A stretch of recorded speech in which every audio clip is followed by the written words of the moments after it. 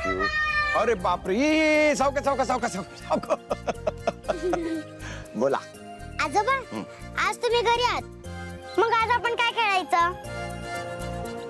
अरे बापरे, वेदा बघतेस ना केवढं काम आहे आणि मला कामासाठी बाहेर पण जायचंय. मला नाही खेळता येणार. मला नाही बोलायचं. अगं वेदा, रुसून काय बसतेस? बाबांना खूप काम आहे आणि ते बाहेर पण चालले, हो ना? वेदा, युनिफॉर्म बदलून घे, फ्रेश हो. मी तुझ्यासाठी काहीतरी खायला आणते. चल. मला नाही खायचं. माझ्यासोबत कोणीच खेळत नाही. माझी फ्रेंड आहे ना काहीतरी, तिच्या लहान बाबाचा बर्थडे होता म्हणून त्या स्कूलला पण नाही आली. माझ्याकडे तर लहान भाऊ पण नाहीये. वेदा, वेदा,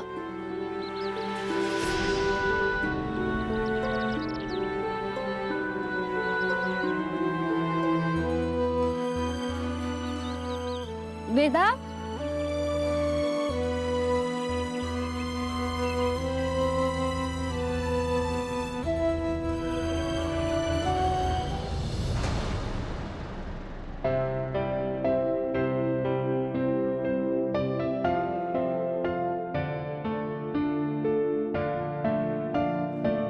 या दोघींमध्ये नक्की काहीतरी चाललंय.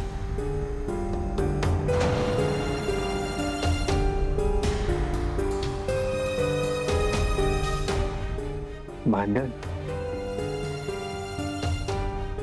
कशावरून? थोडे आडेवेडे घेतले ना की कळेल. मी काढीन बातमी. अथर्व, उसळीत मीठ बरोबर आहे का बघ जरा.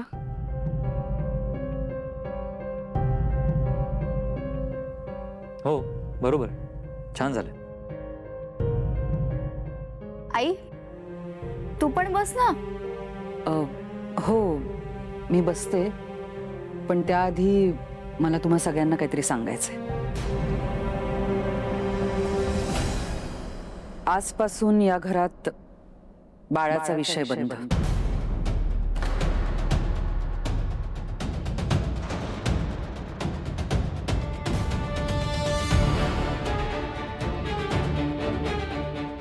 आपल्यामुळे मीराला खूपच त्रास झालाय.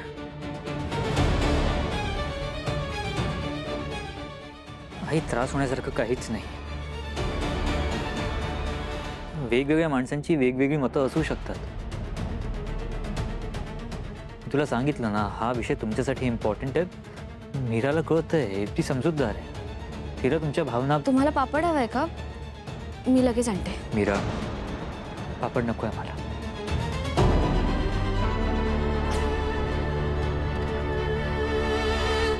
अथर्व, मी काय म्हणते, मला असं वाटतंय मंजिरी वहिनी बरोबर बोलते.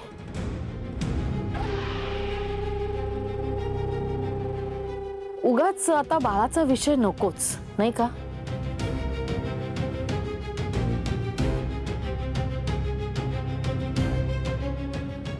आत्या, पण आई बाबांचं काहीच चुकत नाहीये. अगो पण बिचारी तिच्या मनाविरुद्ध कशाला काही वागायचंय? नर्मदा, मी म्हणाले ना शांत राहा सगळ्यांनी. हो तेच म्हणतेय मी, कुणाच्या मनाविरुद्ध काही व्हायला नको. असं बाळणपण चांगलं नसतं. नर्मदा, मनाविरुद्ध कोणी काहीच म्हणत नाहीये, पण सून म्हणून पण काही कर्तव्य असतात. उद्या या घराला, इतक्या मोठ्या उद्योग व्यवसायाला, संपत्तीला वारसदार नको का?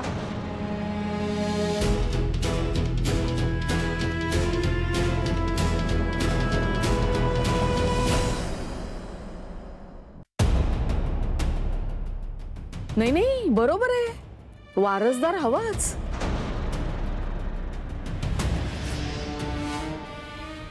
आता अजितच्या लग्नाचाही विचार सुरू आहे आमचा.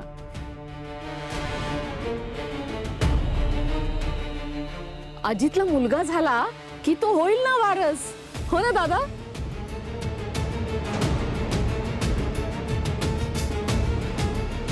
नर्मदा, अजितचा मुलगा हा रामपुरेंचा वारसदार कसा होईल?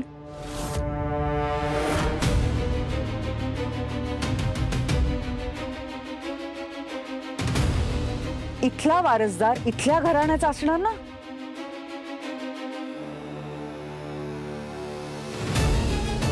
मग अजित या घराण्यातला नाहीये का? मी रामपुरे घरातली आहे तर अजित सुद्धा रामपुरे घराण्यातलाच झाला. नर्मदा, तू रामपुरे नाहीयेस हे विसरतेस का? वहिनी, दर वेळेला मला टोमणे मारायलाच हवेत का?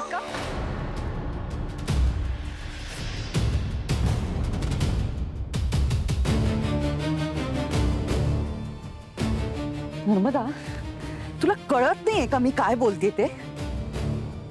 आधीचे लोक वेडे नव्हते. त्यांनी लग्न संस्था बनवली, त्याला काहीतरी अर्थ होता, कारण होतं. मुलगी जेव्हा लग्न करून तिच्या सासरी जाते तेव्हा ती तिकडचा वंश वाढवते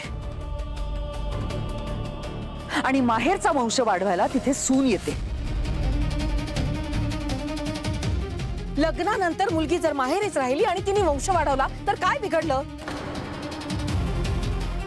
रक्त तर घराण्याचंच असतं ना.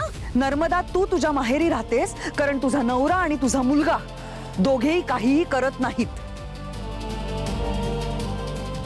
मामी, नाही, मी पण या घरात काम करतो.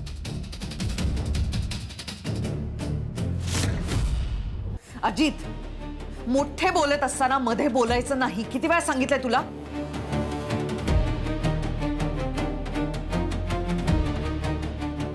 आणि दादासाहेब, मुलीच्या पोटी जन्मलेला घराण्याचा वारस असत नाही. हीच परंपरा आहे, जनरीत आहे. कुठल्या मूर्खाने सांगितलं का तुला हे? नर्मदा, बास. दादा, मुलीच्या मुलाला मांडीवर ठेवून गादी चालवण्याची खूप उदाहरण आहेत. सांगू? हो, पण त्यासाठी ते रक्त तसं तेजस्वी हवं.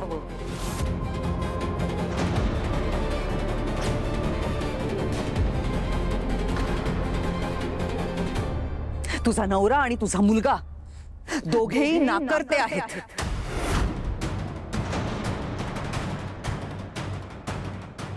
त्यामुळे अजितला जेव्हा मूल होईल तेव्हा ते त्याच्यासारखाच होणार. नाकर्तेपणाचं बीज आहे तुमचं. वहिनी, बस!